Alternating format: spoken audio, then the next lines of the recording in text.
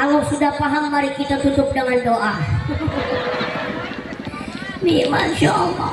Kalau sekedar ngaku-ngaku, monggo silahkan. Pertanyaannya, kita ini sudah diaku apa belum? Sudah diakui apa belum? Insya Allah Ustaz, kata muslimat kami yang datang setiap triwulan istiqomah akan diakui sebagai umat Nabi Muhammad, diakui sebagai hambanya. Amin ya Rabbal. Bapak Ibu, Nabi Muhammad mendapatkan predikat seorang Nabi yang mulia, Rasul yang agung, manusia yang diakui sebagai hamba Allah karena Nabi sudah mampu melewati proses ujian dari Allah Subhanahu wa Ta'ala. Nabi Muhammad sebelum Isra Mi'raj, beliau mengalami kesedihan. Nabi Muhammad sebelum Isra Mi'raj merasakan duka yang paling mendalam. Kenapa bisa duka? Kenapa bisa bersedih begitu luar biasa sedihnya? Nabi sebelum Isra Mi'raj diuji oleh Allah, istrinya yang berjuang dengan Nabi Muhammad yang bernama Siti Khadijah Al-Kubra meninggal dunia. Lalu setelah itu kakeknya yang berjuang pun meninggal dunia. Sedih Nabi. Beliau itu manusia, tetap merasakan kesedihan saat ditinggal istrinya. Kira-kira Bu, ini kira-kira Bu, kira-kira Lewang Jawa kira-kira itu apa ya? Kira-kira lah. Kira-kira Bu, kalau suami ibu melihat ibu sudah meninggal dunia, ini kira-kira kalau ibu meninggal dunia, suami ibu kira-kira sedih apa enggak? Jawab yang kompak. Seandainya ibu-ibu meninggal dunia, suaminya sedih apa enggak? Dengar nggak Pak? Dengar nggak Pak? Tanya mu bapak-bapak, Pak, kalau istri bapak meninggal dunia, kira-kira sedih apa enggak?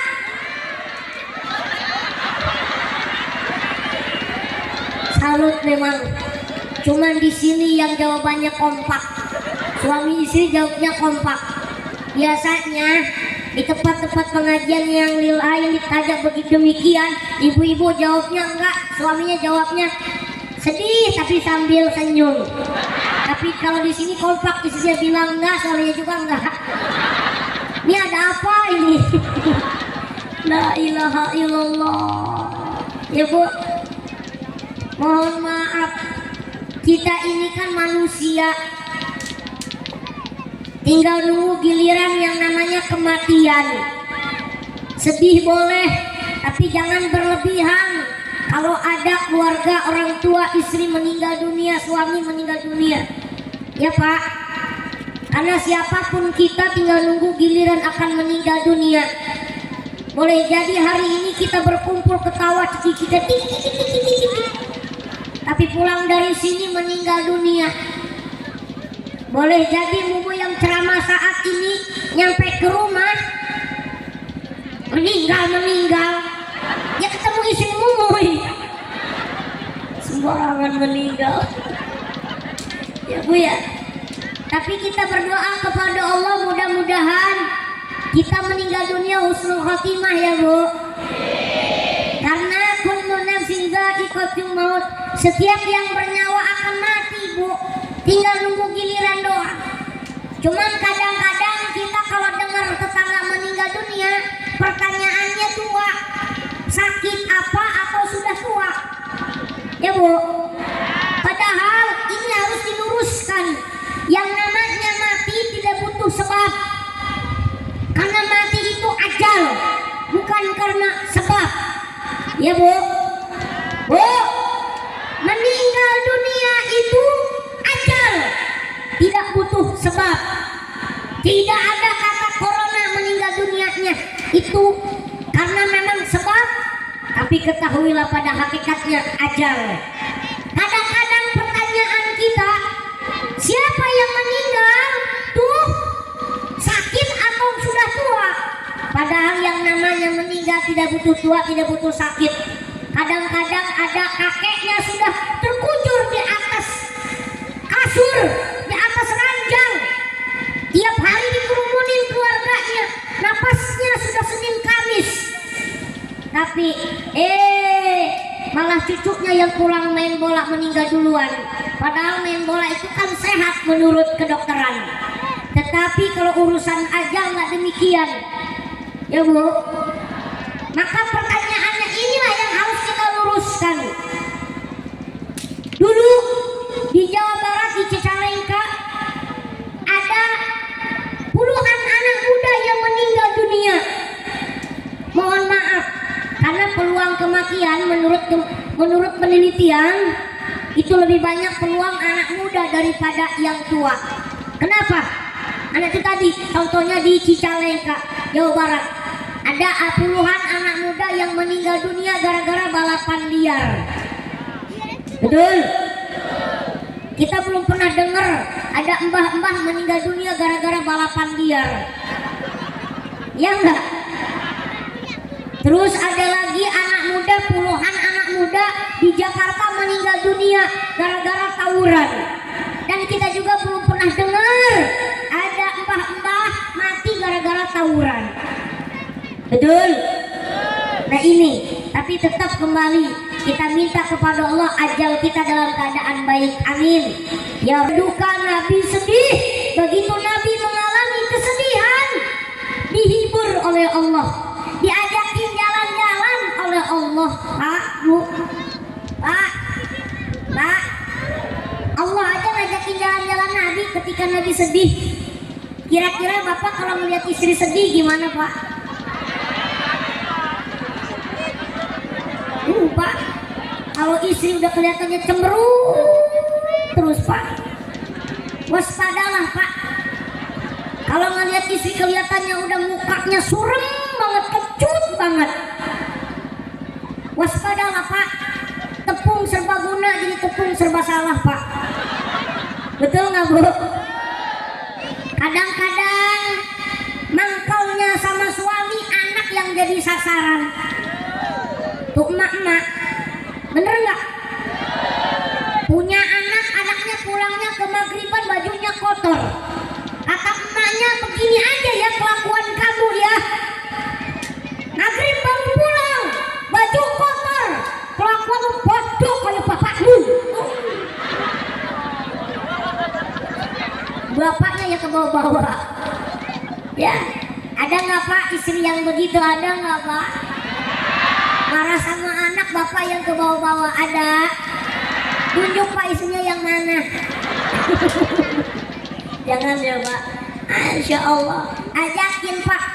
Makanya perempuan itu al-mar'ah kal-mir'ah. Perempuan itu seperti kaca. Kita ini sebagai laki-laki Pak harus hati-hati banget ngomongnya Pak, tingkah lakunya Pak. Ya, bahkan disebutkan juga yang namanya perempuan itu makhluk yang paling manis. Ya Bu, lihat kalau di jemari kita ini ada 5 nih. Ada jempol, ada telunjuk, ada jari tengah, ada jari manis, ada jari kelingking. Ini jari jempol bisa diisyaratkan dengan ulama. Lihat jempol, kecil, pendek, gemuk. Ya Bu, kecil, pendek, matanya jangan ngeliat gemuk Ibu. Lihat. Ada juga yang namanya telunjuk. Telunjuk ini siapa? Bapak kepala kampung, Bapak DPR, Bapak Bupati. Ada juga di jari tengah. Ini bisa disebutkan juga orang kaya. Orang kaya ini di tengah-tengah, sama umaro dekat, sama ulama dekat supaya saling mendukung. Ada juga jari yang keempat, ini jari manis. Ini perempuan. Perempuan diisyaratkan dengan jari manis karena senang dengan kata-kata yang manis walaupun sering tersakiti. Ya Bu, ya Bu. Tapi jari manis ini sering dipakein cincin emas. Maka bapak-bapak kalau ngelihat istri udah cemberut terus, istrinya marah-marah terus, walaupun memang istrinya sering sakit-sakitan, jangan buru-buru dibawa ke puskesmas, bawa ke toko emas. Setuju Bu? Setuju Bu? Dengar Pak? Jadi emas tuh, insya Allah. Bawa Pak jalan-jalan, ya, mentok-mentok ke Indomaret Pak. Hibur istrinya, karena ibu-ibu tuh capek di rumah, betul? Betul? Udah ngurusin anak, ngurusin rumah, ngurusin pakaian suami, pakaian anak, belum lagi nanti nyuci piring, masak, capek ya Bu ya? Ya Bu ya? Kalau ibu ikhlas ridho, insya Allah jadi pahala. Dan yang paling istimewanya lagi perempuan, ketika dia menjadi seorang ibu, ini ridhonya yang diharapkan dari seorang anak. Ridhollah fi ridho walidain, suhtullah fi suhtil walidain. Al-jannatu mustaqatun ila arba'atin nafarin. Al-jannatu tahta aqdamin ummahat. Jadi surganya manusia itu berada di bawah telapak kaki ibu. Mohon maaf. Jadi kalau pengen anak itu barokah hidupnya, minta ridho dulu sama ibunya. Ibu-ibu itu hebat. Ibu satu bisa ngurusin anak 10, tapi anak 10 kadang-kadang nggak bisa ngurusin satu ibu. Betul? Betul? Dulu waktu masih kecil anak-anaknya masih susah. Dulu tiap hari emak, sekarang anaknya udah pada sukses. Kadang-kadang jangankan nengok, nelpon aja jarang. Ada anak yang begitu. Itu namanya anak kurang ajar. Betul? Dengerin Pak, qasidahnya udah sering kita dengar. Ibu kaulah wanita yang mulia, derajatmu 3 tingkat dibanding ayah.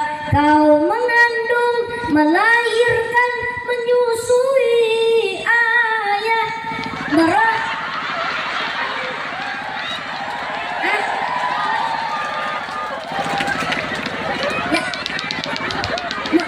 Kau mengandung, melahirkan, menyusui. Ayah lagi ayah. Ini gimana nih Pak? Ya pokoknya itu lagunya ya. Kok ayah lagi yang disusui. Allahumma sholli ala Muhammad. Allah. Makanya mudah-mudahan ibu-ibu sehat ya Bu ya. Panjang umur. Makanya Pak, Mumuy sering ngobrol sama istri Mumuy kalau lagi berdua gitu. Sering ngobrol sama istri Mumuy, sering ngomong. Kan kalau Mumuy manggilnya kadang Neng, kadang Uma. Ada Baba, ada Uma. Itu kalau perempuan itu kan senang dengan kata-kata romantis Pak. Istri Mumuy bilang, Aa, panggilannya jangan Aa ya. Apa panggilannya Neng? Panggilannya Baba. Oh bisa begitu? Nanti kalau anak kita 15 panggilannya Baba. Oh Mumuy pokoknya ngikut deh. Karena menurut keterangan suami yang soleh itu di hadapan istri bukan cuma suami yang rajin sholat, tapi suami yang rajin ngucapin I love you. Betul? Betul? Mohon maaf, jangankan Mumuy yang sekelasnya pengantin baru, sekelas nenek-nenek begini nih. Ini yang di hadapan Mumuy nih Pak, provokator nih. Ya, ini pengen terus ada pujian dari suami, ya perhatian dari suami, betul? Makanya sering Mumuy bilang, Neng, Uma, jadi wanita itu yang ikhlas, yang ridho, ngurusin suami, ngurusin keluarga, insya Allah jadi ladang pahala. Amin ya robbal, amin ya robbal. Bu, pahala terbesar seorang istri adalah berbakti kepada suami. Walaupun ibu tiap bulan triwulanan, pengajian tiap bulan, pengajian tiap minggu, tapi mulutnya nggak pernah dijaga di depan suami, sering merendahkan suami, menjatuhkan harga diri suami, tetap langkah kaki ibu cuman dapat capek sama keringet boketek doang. Maka tumbuhkan di dalam Nahdlatul Ulama, muslimat adalah istri-istri yang solehah, berbakti kepada suami. Amin ya robbal, amin ya robbal. Tapi Bapak dengarkan keluh kesah istri kita Pak, sebab suami itu adalah fitrahnya pengen dihargai, pengen dihargai. Kalau perempuan itu, istri itu, hak fitrahnya adalah pengen didengarkan. Kalau istri kita lagi mengeluh, ngomel, terus dengerin aja Pak. Insya Allah nanti juga diam dengan sendirinya. Ya Bu, ya Bu, ajakin jalan-jalan Pak ya. Nabi aja dihibur sama Allah ketika sedih, apalagi istri kita Pak. Insya, kata ibu-ibu, alhamdulillah Ustaz sudah mewakili perasaan saya. Ya Bu, Nabi begitu dibawa Isra Mi'raj, diajakin jalan-jalan karena tujuan di mana Nabi itu diberikan kebahagiaan dalam kesedihan. Tetapi Nabi sebelum Isra Mi'raj mengalami satu proses, dibelah dadanya Nabi. Setelah dibelah dadanya Nabi, dibersihkan hatinya Nabi. Tapi mohon maaf, bukan artinya hati Nabi itu kotor. Ini mengandung makna. Kalau kita pengen Isra Mi'raj, Isra Mi'raj kita ini dengan Nabi tidak sama dengan Nabi. Isra Mi'rajnya kita kepada Allah ini dengan sholat, tapi tetap harus dibersihin dulu penyakit-penyakit yang bersarang di dalam hati. Dibelah dadanya Nabi. Setelah dibelah dadanya Nabi, lalu diberikan cahaya, ilmu, hikmah, dan kesucian terus ditambahkan. Dicuci hatinya Nabi, dibersihkan hatinya Nabi dengan air Zam-Zam. Ya Bu, kita ini Bu punya segumpal darah yang letaknya di bawah dada kita nih. Letaknya di sini Bu, 2 jari. Mohon maaf. Makanya kalau kita zikir, Mumi pernah diajarin orang tua Mumi dulu waktu Mumi masih kecil dulu. Ya udah dengerin aja Bu ya. Tuh kata orang tua Mumi, kalau zikir itu ada gerakan-gerakan kepala yang di sana ada hubungannya dengan organ tubuh kita, apalagi dengan hati.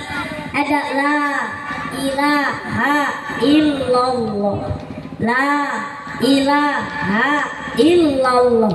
Turunnya di sini, ya Bu ya. Maka pergerakan hati ini yang zikir kepada Allah. Allahnya adanya di dalam hati, kita sebutkan Allah, Allah, Allah.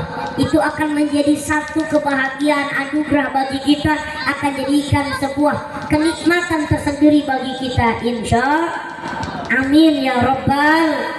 Bersihin dulu yang di sini Bu, karena di sini banyak penyakitnya.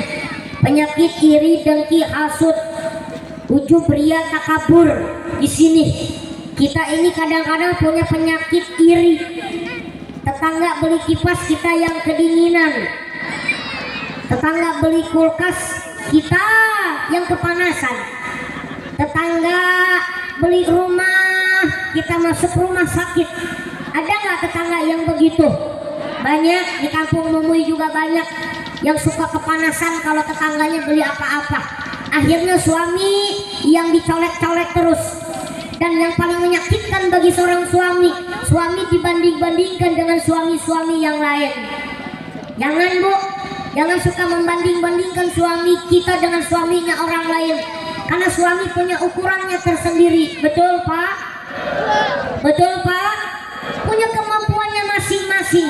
Jangan pernah membanding-bandingkan. Kadang-kadang karena penyakit hati iri tadi, tetangga naik haji, kita yang naik tensi, bawaannya marah-marah aja Bu ya.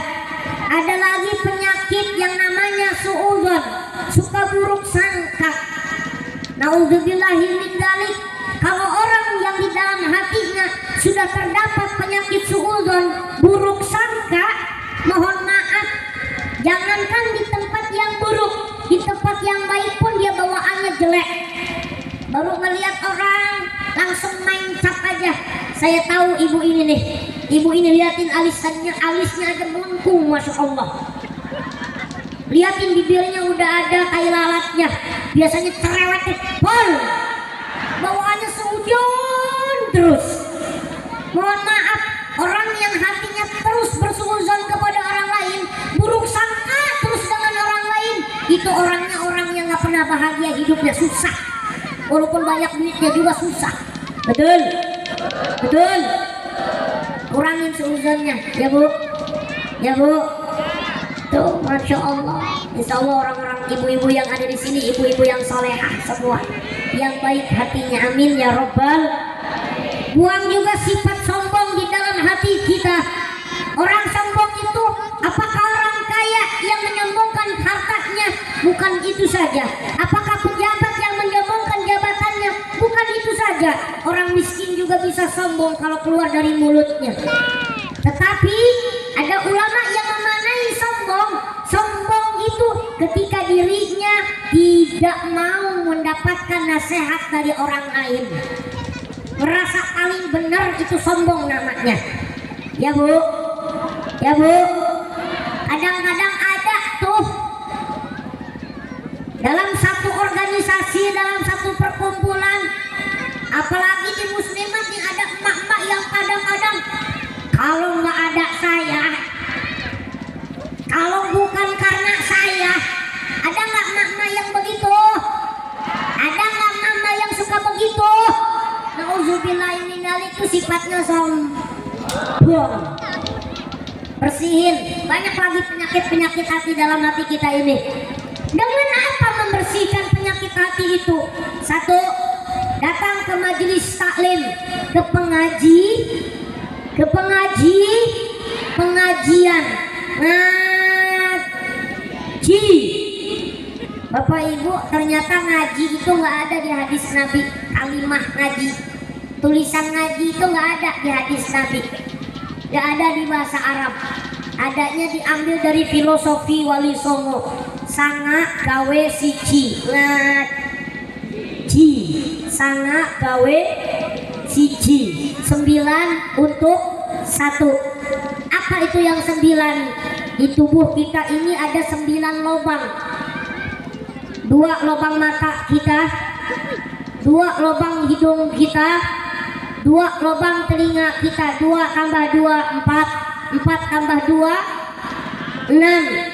1 lubang mulut kita, 6 tambah 1 7, dan ditambah 2 yang di bawah, belakang sama depan.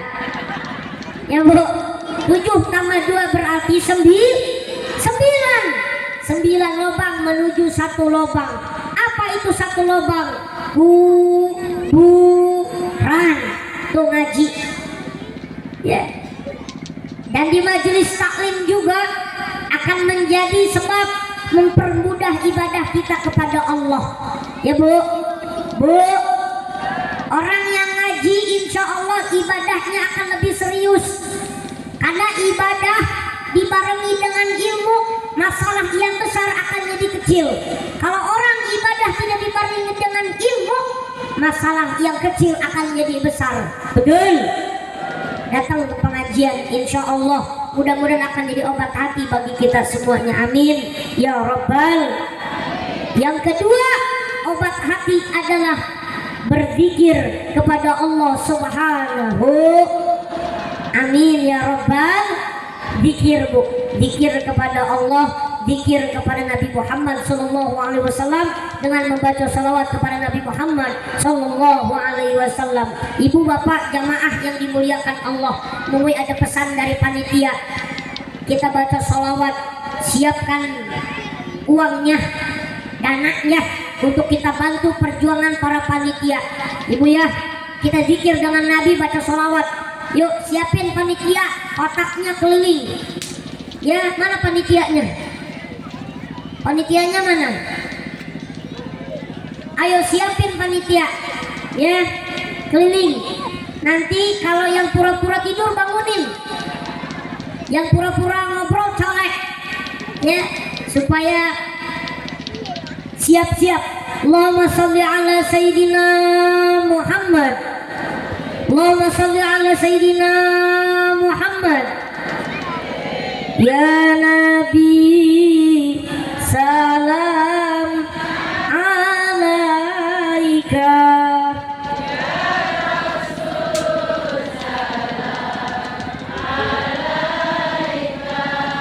Ya Habib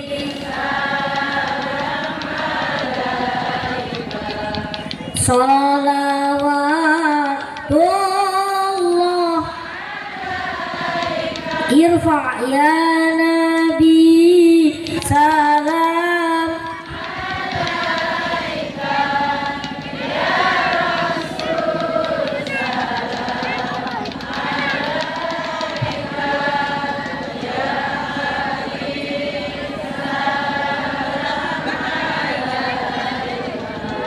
Salawatullah alaika asyraqal badru alaina fakhtafat min misla husnik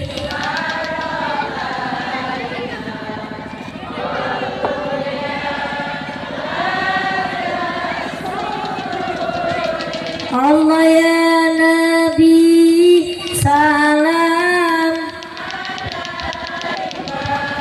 ya Rasul salam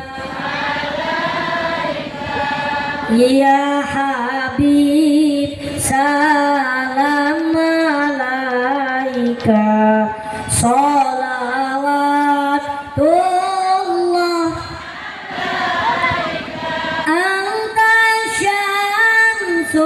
anta badrun anta nurun fawqa nuri anta iksiru wa ghali anta misbahu suduri Allah ya Nabi salam ya Rasul salam alaika ya Habib salam alaika salawatullah alaika ya Habibi ya Muhammad ya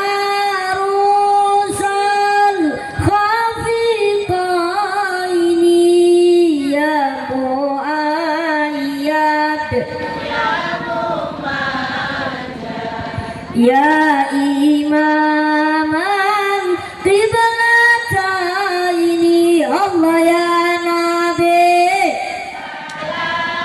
alaika ya Rasul salam alaika ya Habib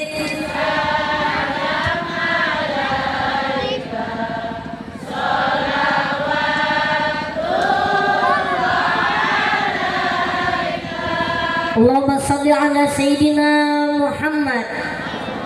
Mudah-mudahan apa yang ibu bapak keluarkan dari sebagian hartanya akan menjadi jembatan menuju surga Allah. Amin. Bu, waktunya sudah jam 4 lewat 20 menit. Kira-kira pulang maghrib siap? Insya Allah. Silakan ibu bapak sampai maghrib, Mumu sebentar lagi pulang. Istrimu udah WA tadi. Baba jangan lama-lama, Neng kesepian. Iya. Biasa dibawa ini enggak Bu, makanya kesepian. Alhamdulillah. Mumi kalau pengajian, begitu Mumi pengajian, ada orang yang belum paham kalau ini sudah nikah.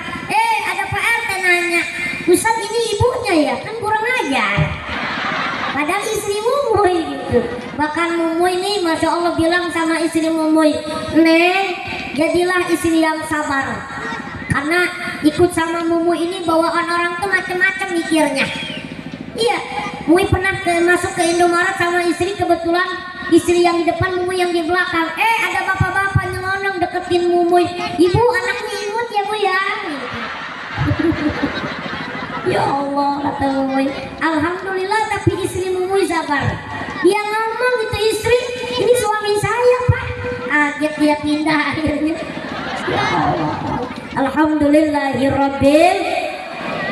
Mari ibu bapak, salah satu obat hati adalah berzikir. Tapi ketika kita berzikir kepada Allah dengan muhasabah, dengan senantiasa yakin, khusyuk, ya Bu ya, yakin dengan khusyuk kita kepada Allah. Mulut zikir, hati kita bawa zikir. Jangan sampai mulut kemana, hati kemana. Mak-mak ini kalau zikiran kelihatannya rame, cuman kadang-kadang mulutnya kemana, hatinya kemana. Mui pernah ngajarin ngaji ibu-ibu di tempat Mui di sana di Tanggamus, tapi Mui jarang mau karena mak-mak kalau diajarin ngaji, ustadznya ngajarin ngaji, ibu-ibunya ngobrol. Tuh mak-mak. Makanya Mui kalau pengajian tabligh akbar seperti ini jarang Mui terlalu khusyuk ngaji sama emak-emak, karena ustadznya ceramah, ibu-ibu ikut ceramah. Jarang Mui begitu terlalu khusyuk. Yang penting ikut kumpul silaturahmi barokah, amin. Kadang-kadang ada emak-emak kalau zikiran memang khusyuk kelihatannya doang.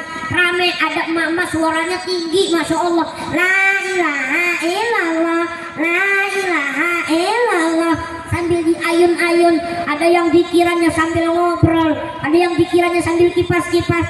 Illallah, la ilaha illallah, la ilaha illallah. Terus kenapa papak yuk iyo lah. Ada bapak-bapak. Nih bapak-bapak beda lagi Pak. Kalau bapak-bapak itu lain, zikirnya memang lembut suaranya. Illallah, la ilaha illallah, la ilaha illallah. Ada juga zikir bapak-bapak yang nadanya kenceng banget. Ada ulama kan karena zikir itu ada beberapa hentakan. Ada yang lembut, ada yang secara tinggi nadanya. La ilaha illallah, la ilaha illallah, la ilaha illallah, la ilaha illallah, la ilaha illallah.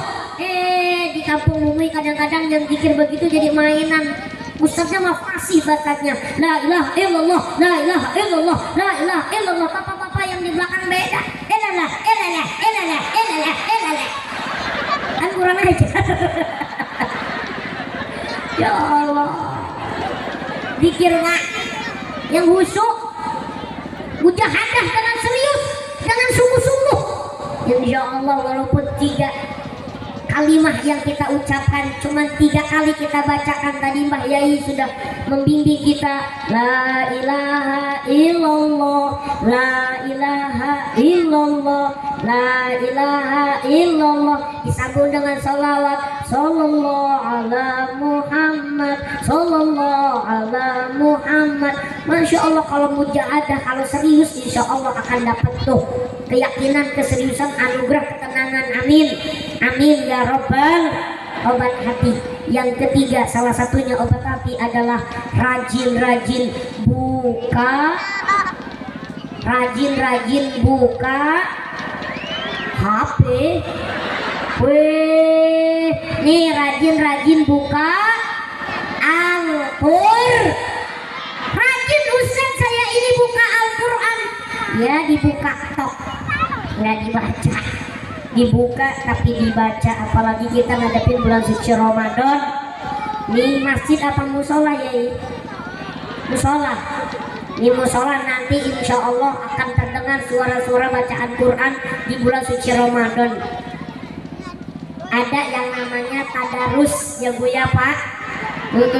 Kembalikan tadarus itu pada hakikatnya. Dulu tadarus itu ada ustadz, ada yang ngajinya, ada yang ngebimbing. Sekarang beda, tadarus anak-anak lain. Kalau dulu zaman Mumui masih kecil, belum gede, tuh tadarus itu di tengah-tengah itu ustadznya. Kalau bacanya salah langsung ditegur. Orang Sunda ini, Pak Mumi ini orang Sunda, susah banget nyebutin fa, bisanya nyebutin pa. Begitu baca ayat palama, ustaznya langsung negor, heh, diam, tulisin lagi palama, heh. Kalau ustaz dulu ngajarnya gitu Pak, main sentak-sentakan. Kalau lagi memang bener-bener nggak bisa diatur, dijewer. Tapi insya Allah anak-anak zaman dulu hasil jeweran kiai, hasil jeweran Mbah Yai pada jadi semua. Anak-anak sekarang boro-boro dijewer, baru diomong sedikit ngadunya udah macam-macam sama orang tuanya. Anak-anak sekarang itu lebay pasti. Makanya sekarang ini pendidik serba salah, dikerasin salah, nggak dikerasin melunjak. Bener nggak? Makanya jangan suka cari-cari kelemahan ustadznya, bu. Ustadz yang ngajar ngaji anak kita itu capek. Seharusnya yang harus ngajarin anak kita ngaji itu kita orang tuanya. Ustadz, saya sibuk nyari duit. Orang tuanya sibuk nggak ngajarin anak karena nyari duit, titipin sama ustadz. Ustadznya nggak keburu nyari duit karena sibuk ngurusin anak kita. Kira-kira gimana tuh ustadz? Wih, pengen ngajakin mikir ibu bapak, bu. Seharusnya yang ngajarin anak kita baca Quran itu kita orang tua. Sehubungan kita sibuk nyari duit, anaknya dititipin ustadz di TPA. Ustadznya nggak keburu nyari duit karena ngajarin anak kita. Kira-kira ustadznya gimana? Mikir. Masya Allah ya bu. Kalau dulu begitu ngaji, ada ustadznya, ada muridnya. Begitu bisa ngucapin palama, langsung dibenerin. Bukan palama tapi falamma. Kalau orang Jawa biasanya mohon maaf banget. Yang susah itu nyebutin ain. Bener nggak? Harusnya an'amta alaihim. Kadang-kadang ada kita nih orang Jawa, ibu-ibu, ada yang nyebutin an'amta alaihim. Kalaupun memang nggak bisa diluruskan ya nggak masalah, karena itu sudah fitrahnya demikian, nggak masalah.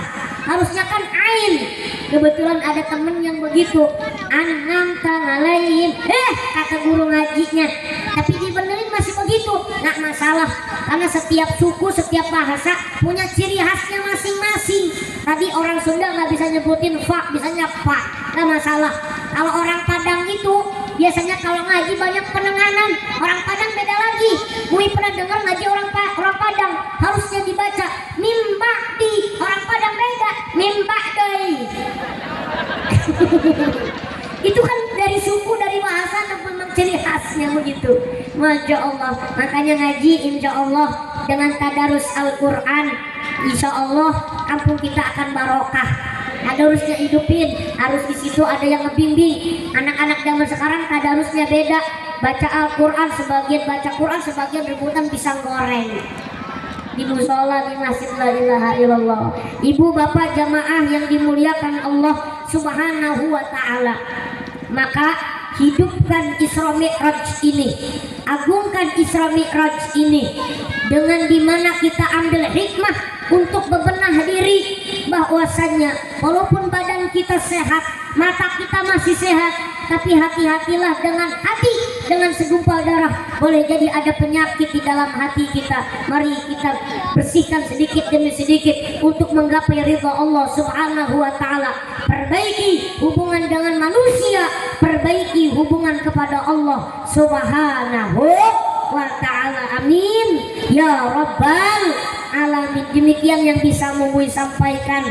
Mohon maaf atas segala kekurangan, kehilapan, karena waktunya udah sore. Mudah-mudahan ibu-ibu pulang pengajian dari sini diberikan keselamatan, panjang umur, rezekinya barokah. Tadi Mui bilang nemu duit 100 juta. Mimpi. Amin. Ya, nanti ditutup dengan doa. Ini doanya sudah apa belum? Biarin nanti Mbah Yai doa, ibu-ibu jangan pulang dulu ya. Doa dulu supaya barokah ya. Karena Mui sering ngomong, kadang-kadang ibu-ibu belum juga ditutup doa udah pada pulang. Mui doain, kalau ibu-ibu pulang duluan sebelum doa, suaminya nikah lagi, mampus. Alhamdulillah ya. Terima kasih. Allah muwaffiq wa hidayah. Assalamualaikum warahmatullahi wabarakatuh.